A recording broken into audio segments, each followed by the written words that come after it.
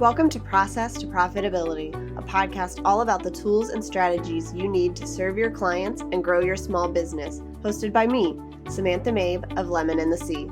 Join me as I chat with creative entrepreneurs and small business owners about how they built and grew their businesses and how you can do the same in a way that fits you. Let's get started. You're listening to episode 136 of Process to Profitability. I'm so thrilled to have Nadia back on the show, this time to talk about preparing to hire in your business. We start by covering how you can know it's the right time to hire and the steps you need to take before bringing someone into your business. Nadia talks about budgeting for future hires and choosing between a contractor and an employee. We also discuss how you can evaluate if an employee is giving you a good return on your investment and the mistakes she sees people make when it comes to finances and hiring. Born, raised, rooted, and rising in Richmond, Virginia, Nadia S. Anderson is a believer, a connector, and a dreamer. A proud graduate of Richmond Community High School and the McIntire School of Commerce at the University of Virginia, Nadia is an accounting expert, certified public accountant, and certified wedding and event planner with 20 years of experience. She enjoys sharing her smarts, giving practical advice to boost confidence with money matters, and inspiring others to choose a life they love. As a serial entrepreneur, Nadia supports small business owners and nonprofit organizations through the Anderson Accounting Group. She combines creativity with her business experience to delight and inspire clients and guests of Virginia Grace, an event management company that will reopen in 2022. Later this summer, possibly by the time we're launching this episode, she'll launch Lavender Hill, a co-working space that seeks to be an oasis of ease and enjoyment for entrepreneurs. In all her efforts, Nadia seeks to protect her peace and promote the value of rest and play in the rhythm of productivity. She's currently imagining a resources to help you stress less and chase joy, and BuyBlackRichmond.com, an initiative designed to close the racial wealth gap by cultivating Black excellence.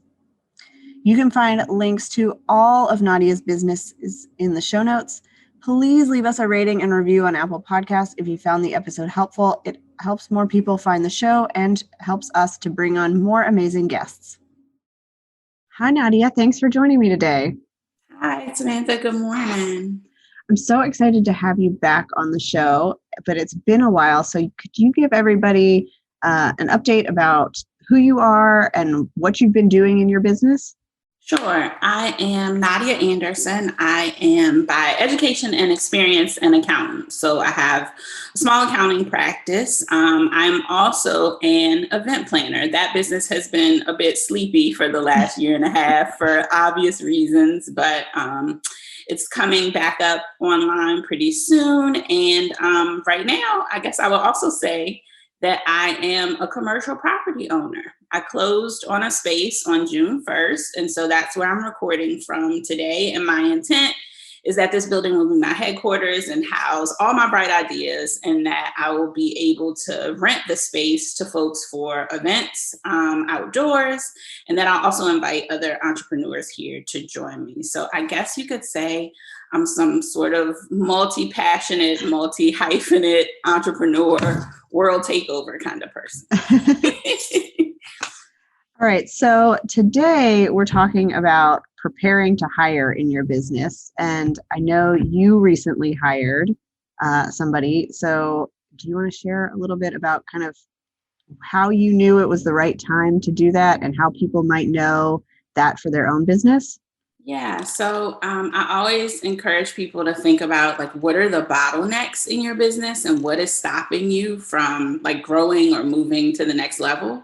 And whenever I recognize that I am that bottleneck and that I'm standing in my own way, that's probably a signal that I need to hire someone. So it could be because the business is growing at a pace faster than I'm able to do the work. And of course, there is obviously the option to say no, to slow things down and turn people away. But if you're not into that and you want to lean into the growth, then hiring someone or bringing someone else on your team will allow you to just fit with the work as it's naturally flowing. I think another key sign that it's time to hire somebody is if the business is growing in a way that is outside of your expertise. So there's a lot of things that I'm good at, but there's a lot of things that I'm not so good at or that I'm not keen on learning how to do. And so it's been in those moments when those things are taking over like more of the business, or when those things require more time and attention than I'm able to give them. That's a signal to me that, oh, well, maybe somebody else should be doing this. I shouldn't be doing it. So those are kind of two key points that I would share in terms of when is it time to bring somebody else on your team. Yeah. So if somebody's doing their first hire, do you have any tips for like who that might be, or who you found to be the most helpful as like the first person you bring on in a business? That's a good question. And I don't know that there's a one size fits all answer. I think it kind of depends on what your business is and what your industry is, but then also what your goals are. If I am recalling, and so we'll talk a little bit about like the difference between like when you're hiring people, what's an employee and what's an independent contractor. But I certainly hired or asked independent contractors to help me in my business first. And I'm trying to think about who was the very first person that I paid to do something within the business. And I'm pretty sure it was somebody to help me with like marketing things. Because that is outside of my realm. So like within the business, and I guess the first business that I was working in full time was the event management business. And so within the business, like I'm all about events and getting into the details and like planning things, but trying to spread the word and let people know that I was out there, like that wasn't something that I had to do before. And that I think was my first hire. That might not be true for everyone, but my first hire was someone to help me just spread the message about my business. Yeah, I think that can be a good one. I know my first contractor that I hired was somebody to take some stuff off my plate. So it was a podcast editor to save me a lot of time. And she's much better at doing what she does than I was. Yeah. So I think that's helpful to kind of look at what you need to let go of and what you might not be an expert at. Mm-hmm. All right. So if we're thinking about hiring somebody, whether it's a first person or adding somebody else to our team, what steps do we need to take before we even get to like the putting the job out there stage? So I think before you can even put the job out there, you need to know what the job is. So like, what are the specific duties that you want to assign to someone? And I just kind of start with a bulleted list or maybe even scribbles on the back of an envelope that are like, these are the things that I'm not good at. These are the things that are not happening at all. These are the things that I would really look for someone with expertise in this area to help me with. And so then sort of like taking that list and organizing them, because maybe some of those things like that you need help with all fit together and maybe they fit nicely in one role, but maybe they don't, like maybe they fall into different buckets. So I think just start with a list of what the tasks are and then maybe do some research to find out like who would take on such tasks.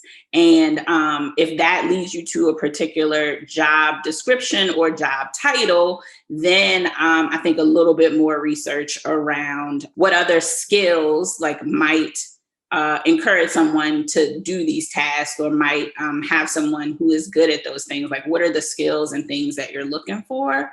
But then also to find out what does the market pay people to do those things. So a lot of times, or specifically before this, so the last person that I hired was an administrative assistant. And I've titled the position executive administrative assistant. So then I went looking for jobs in Richmond that were for executive administrative assistants to see, do the tasks that I have laid out align with that title? And if so, like what is the market paying for these types of people, like, and for these skills? So like acting as if I was looking for a job was kind of what helped me to formulate the job that I put out for someone to fill. That makes sense. Did you find that you had to make tweaks in kind of what skills you were looking for or change the title based on your research? So I am very specific, and I have specific ideas about a lot of things. And actually, this year, this is the first time that I've hired also. So as a contractor, I hired someone to help me like with the HR, like for my business. So to even screen applicants and to look at the job description before I put it out there and to say, is this reasonable? So in working with that HR consultant, before I hired the executive administrative assistant, which she started in late June, and she's starting very part-time. She will be full-time beginning August 16th. So we can talk more about that too, like how to scale into a position. But before I hired that person, I also hired a staff accountant, and I brought on the HR consultant to help me hire the staff accountant. And I had very specific, basically I wanted their background to match mine.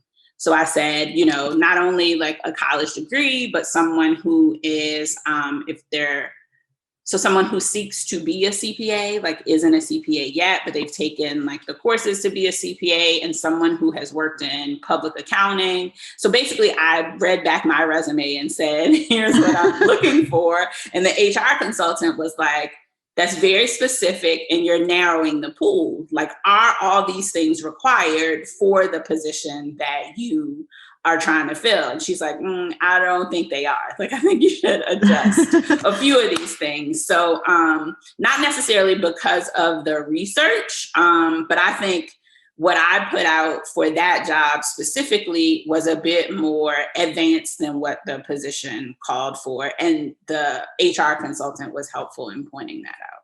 Yeah. I love that you hired people to help you hire people. Because this is not like my first time hiring, and I recognize what a time commitment it is. So like another thing to do before you hire someone is to consider, do you even have the time to hire someone? Like there's screening, like there's preparing the job application and then putting it on all these platforms so that people can find it. But then you have to figure out, what is your communication strategy? Like, are you going to call all these people back? Do you send them a canned email? Like, how are you going to let them know what's happening next? And then preparing for interviews and telling people whether they're going to have an interview or not. And then once you've selected someone, like there's training, or like, and maybe training is too formal of a word. For me, like it has been brain dump, right? Because I was the one doing all these things. And so that takes time too, to unload and unpack all of the things that are in your brain that you've been doing, and to trust someone enough to hand them over. And all of those things take time. And just where I am in business right now, like the screening piece, that was just too much of a time taker. So I worked with the HR consultant to come up with, a way to wade through the people who applied. And then the HR consultant contacted people to say, you're moving forward or you're not. And then she only presented me with people who met the criteria that we had come up with. So now like the time that I'm investing is significantly less. Yeah, I think that is probably super helpful. Thinking about all the people that apply for jobs like this, that it can be a full-time job, and it is, to figure out like, who do we bring in for an interview? How does that all work? And then, getting them set up for success, because you don't want to hire the wrong person just because you're speeding through it. Yeah. And especially like in the environment that we're in now, I think having this time during the pandemic to be at home and like reconsider what is important to us, that has forced a lot of people. So like some people lost their jobs, right? Because the business shut down, or like restaurants weren't open. And so we couldn't go there. But then some people chose to leave their jobs because what they were doing like wasn't fulfilling. It wasn't important to them anymore. And so right now there's a lot of people on the job market who maybe are making a pivot, or maybe are returning to work after a lot of time like off from work. So what I found is that I got a lot of applicants. And so some of them were qualified like for the position. Some of them were not at all. Some people are just throwing darts, like, I need a job. And so, in this environment right now, it's really important to like know what are the criteria that are important to you and what makes for a good fit on your team. One of the things that I think about is that I think I always look for people who are flexible and open and trainable, because there's skills that we can teach, but like character is something that I try to interview for or find out.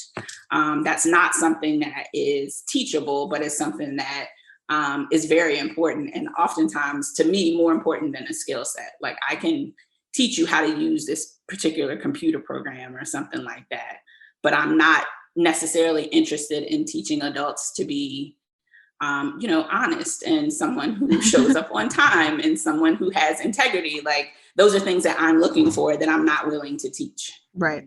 Yeah.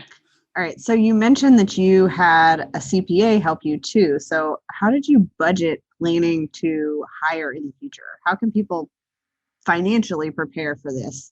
Yeah. So when we're talking about hiring, I think it's important to consider the entire cost.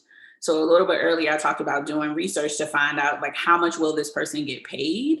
But if you're hiring someone and bringing them on your team as an employee, then on top of what you're paying them, there's also employer taxes that you have to pay. So just as a general rule, and I don't know where all your listeners are, we are in the state of Virginia. So there's some taxes that are specific to where you are, but like for employer payroll taxes federally, and maybe this is way too technical because I am an accountant, but federal payroll taxes are that the employer is responsible for is 7.65%.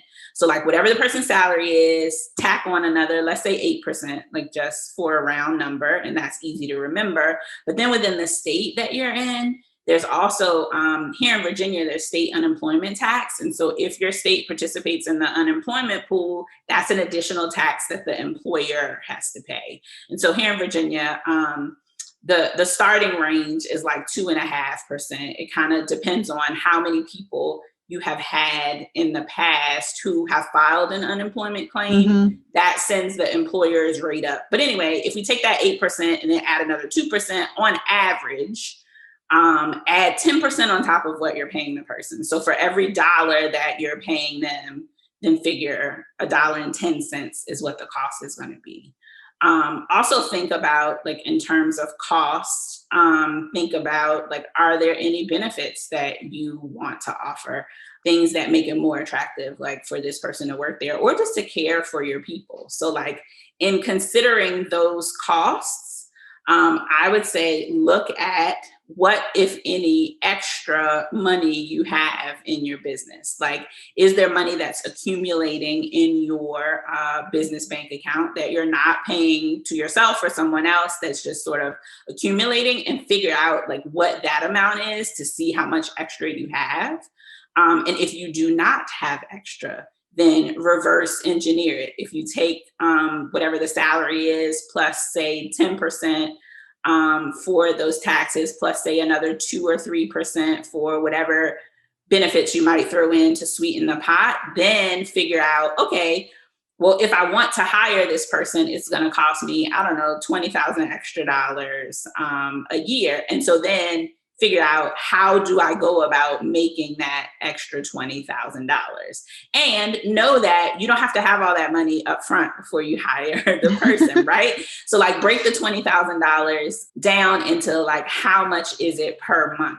I'm going to change my number. And instead of 20, I'm going to say $24,000. And so then say over the course of a year, then that is $2,000 a month. So what can I do to earn an extra $2,000 a month to be able to pay for this person? And something else that I did, like when I hired my very first full-time employee, and I'm using this strategy again with who is now my third full-time hire. When I hired the first person who was, and this person, like back to job description, they were a part-time bookkeeper and part-time administrative assistant, because I didn't have enough of those tasks to fill up a whole job for, each person. So I sort of mushed those things together and looked for someone who had skills and who wanted to do both of those things. But when I hired that person, I think she started initially with like 16 hours a week.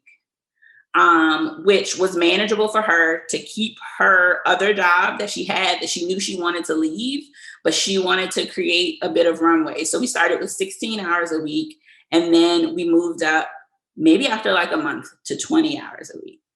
And then we moved up again to like 24 hours a week. And I think at the 24 hours, maybe it wasn't at 24, maybe it was by the time she hit 30, then she said, okay, I can let go of the other job that I have. Like, this is enough for me to sustain what I want to do. And then she went from 30 to 40. And that was over maybe like a 6 or 8 month time frame. So in terms of budgeting, I planned for the 16 hours first, because I said, okay, I can reasonably pay someone like for this time. And so we focused on very specific tasks, and the tasks that we focused on were the things that I knew would bring more money into my business. And so by me giving away, like taking 16 hours off of my plate and putting it onto someone else's plate, then I was able to generate income with that. And so that income, I could then say, okay, well, now I can afford to pay you for 20 hours a week. That might be complicated to me. A lot of math, a lot of movement. And again, like, it takes a special individual to want to grow into a position and grow with you.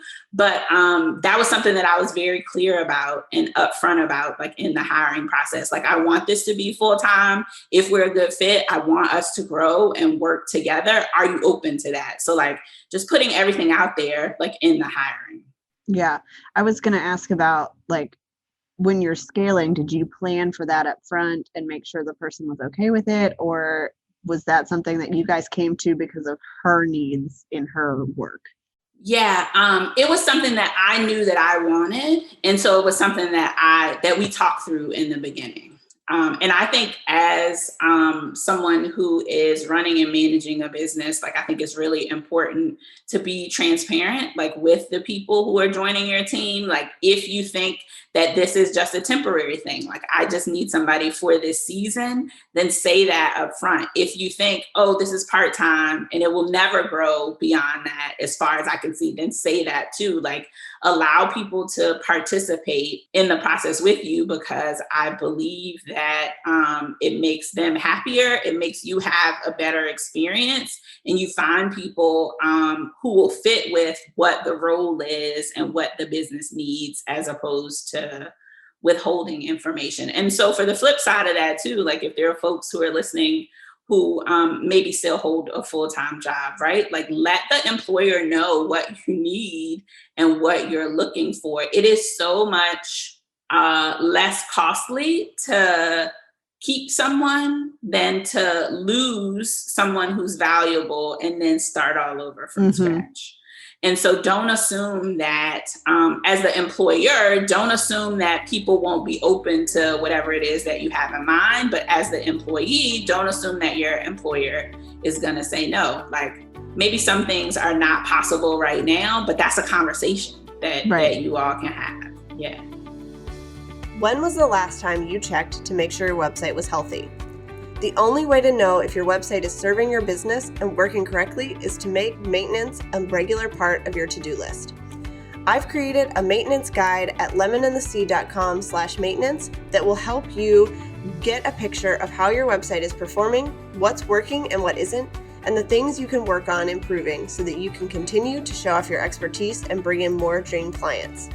Inside, you'll learn why website maintenance isn't something to put off until next week, 15 tasks you should be doing on a regular basis to maintain your website, and the tasks you need to do weekly, monthly, quarterly, and yearly. Get the guide at lemonandthesea.com/maintenance. So how did you know, or do you have any tips for people who are trying to figure out, like, is this a full-time position? Is this a part-time to full-time position? Like, if we're trying to figure that out in our business so that we can hire that way, how do we know those things? So again, like, my background is that I started my career in public accounting, and I was responsible for tracking my time in 15-minute increments. And so that skill followed me, I'm going to say, until maybe like 3 years ago. I just let it go.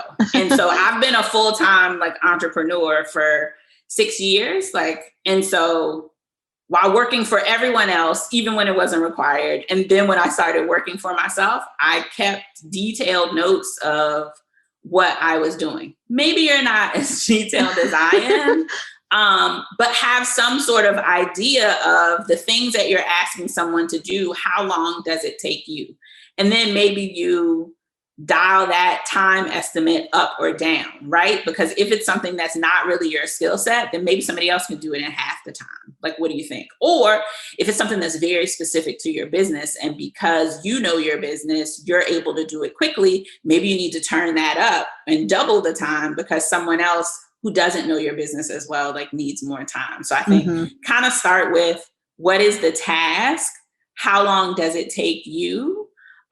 If it's something that you're able to observe in other people, then finding out how long does it take them to do it. And that will help sort of point you in the right direction of, okay, well, I have this many hours of work per week or per month or per project or whatever your measurement scale is. Yeah.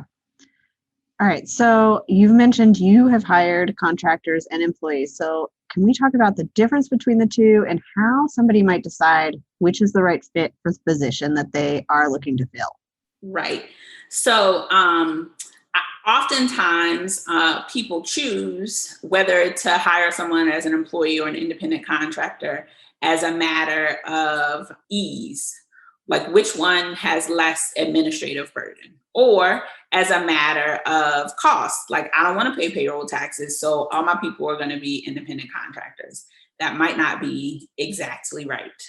There's actually, the IRS like lays out descriptions that help you to decide whether you should classify someone as an independent contractor or an employee. And those qualifiers or characteristics of that job really focus around behavioral control, managerial control, and financial control.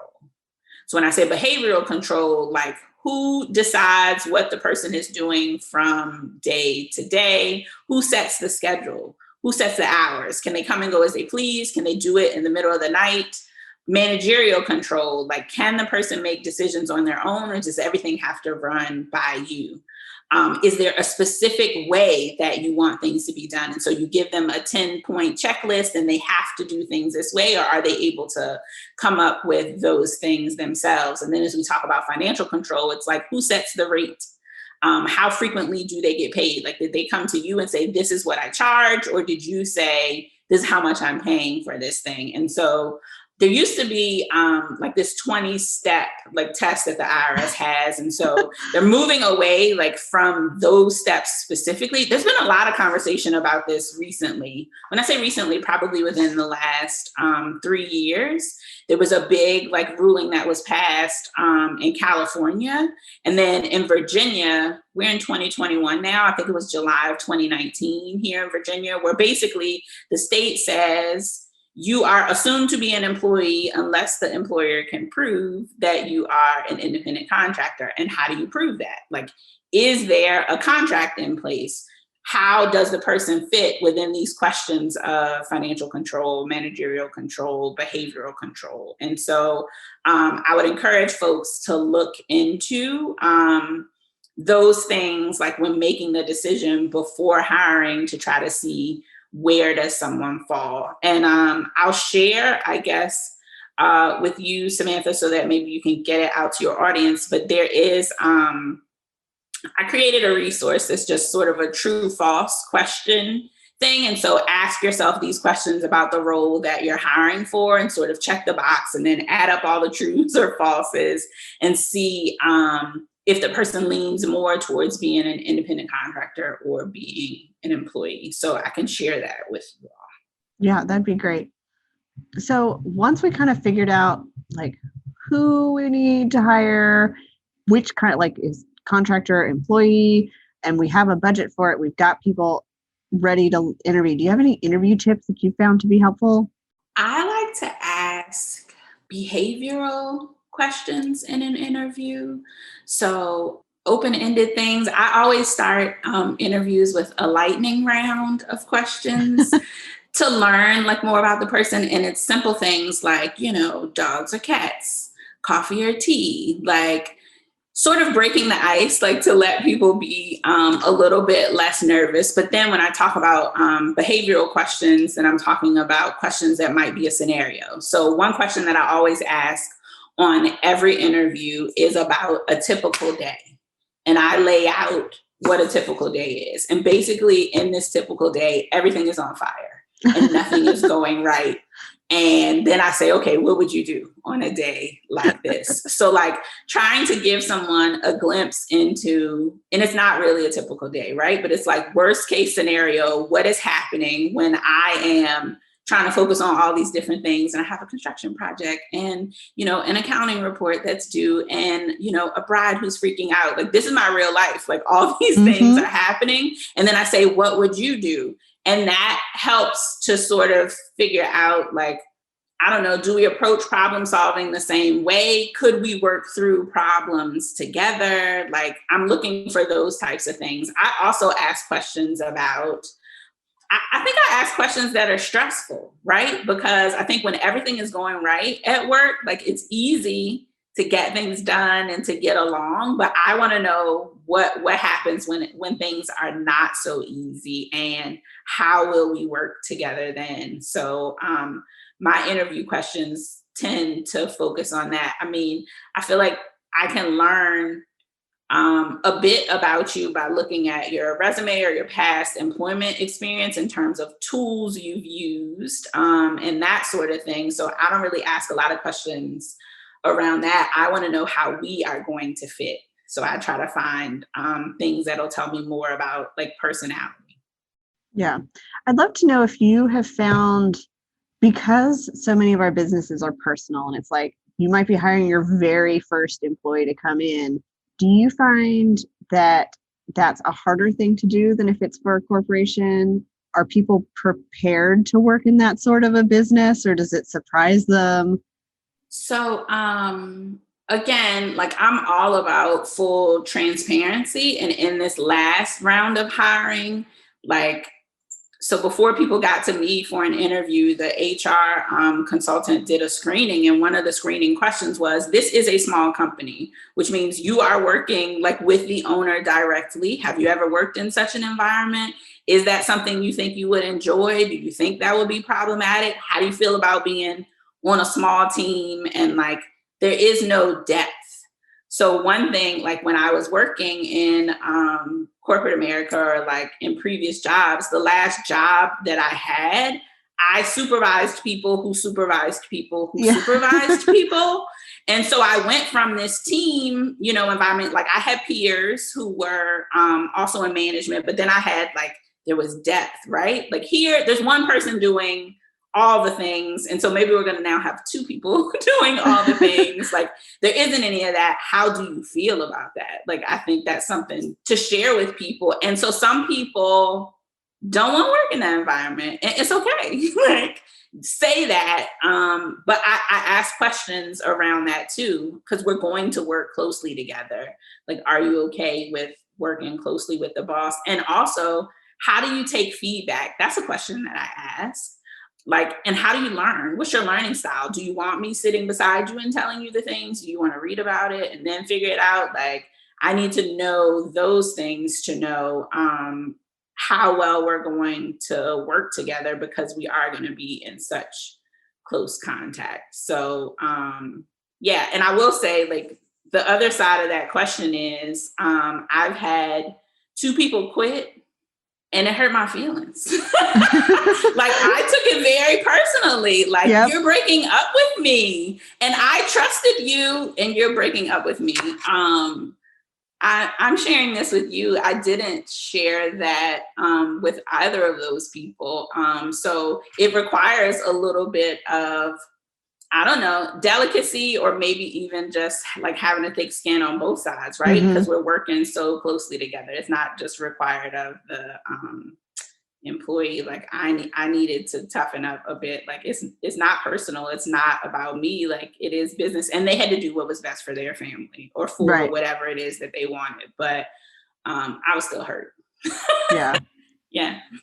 I imagine that if you're looking at like a contractor and employee, there are differences in what they do, but in a lot of cases, a contractor's probably worked with this type of business before because they might be that type of business. And so an employee is somebody you might have to really explain, okay, we're sitting at 2 desks next to each other and it's just the 2 of us all day long. And my toddler's running around and my dog is at my feet and it's a different environment. It's a different environment and it's scary, like for a lot of people, right? Like, I feel like my relationship with independent contractors is the independent contractor is we're more alike because they are running their own business. And so, there's conversation points that we can have around that. I think as an employee, it's just different. And the relatability is just different, right? Because perhaps that person is not used to making as many like decisions that are future focused, right? They're just focused on like what the work is right now and not trying to, I don't know, like I'm trying to figure out like, how do I keep this whole thing afloat? Like the very first employee that I had, like contractors, I knew how to end the relationship. I knew what the terms of the contract were, right? But when I hired my first employee, it was terrifying because I'm like, there's another whole human who is relying on me to keep this thing going. Like, it's not just me anymore, right? And so, I don't know. I've heard it said that you should be slow to hire and quick to fire.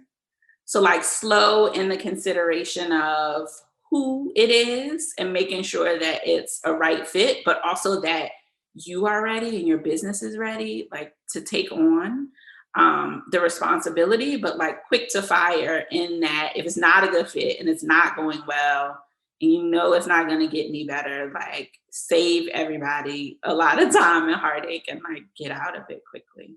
Yeah. Yeah. All right. So once we've hired somebody, how do we make sure that they're worth the investment that we're putting in? We're putting in a lot of money and time into training them. So how do we make sure we're really getting that return on investment? That's kind of a tough question. And I guess time reveals whether or not they're worth it. But I do think, so like as a part of my process, there's this job description that's really detailed, right?